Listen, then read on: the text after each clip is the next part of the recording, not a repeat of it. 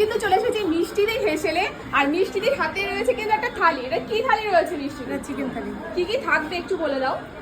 এখানে ভাজা আছে, 2 পিস চিকেন আছে, ডাল আছে, সবজি আছে, ভাত আছে, লঙ্কা আছে, পেঁয়াজ আছে, লেবু আছে। আচ্ছা, আজকে কত রকম আইটেম রান্না করেছো? 9 রকম। 9 রকম একা হাতেই সবকিছু করছো।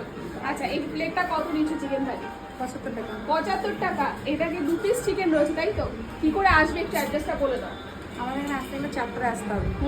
কলকাতা ধরতে হবে, হ্যাঁ, চাপড়া নামতে হবে। চাপড়া অপর সাইডেই দেখতে পাবে, মানে যেটা 2 নম্বর আর 3 নম্বর জুড়ে যে স্টেশন, ওখানে আমরা অপর সাইডে দেখতে আচ্ছা, পাবে। অনেকে জিজ্ঞেস করছে বাংলাদেশ থেকে কি করে আসবো, তো তাদের জন্য বাংলাদেশের পাশেই তো বর্ডার। হ্যাঁ। বরাবরই দিতে দিতে চলে আসবে।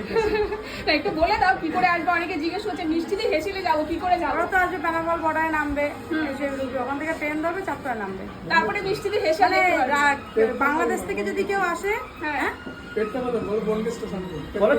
আস্তে আস্তে। আমি অত জানি না, তার পেট্রোল জানি যে বনগাই থেকে একটু দূরে।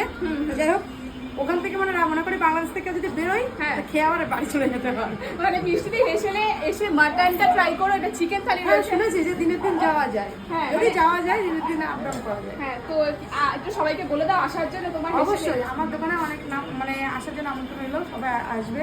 বেশি ভালো ভালো সুন্দর সুন্দর খাবার খেতে তো আসতেই হবে, তাই? সুন্দর রান্না আমি সব দিনই মানে মন থেকে রান্না করি, সব দিনই যেটুকুনি করি মন থেকে করার চেষ্টা করি। একদম। তা আমার নিজের বলে যে আমি করছি তা না, আমি সব দিনই আমি এরকম করে রান্না করার চেষ্টা করি। তারপরে হাতের ব্যাপার, কোনোদিন মিস্টেক হয়ে গেল তো করা যায় না।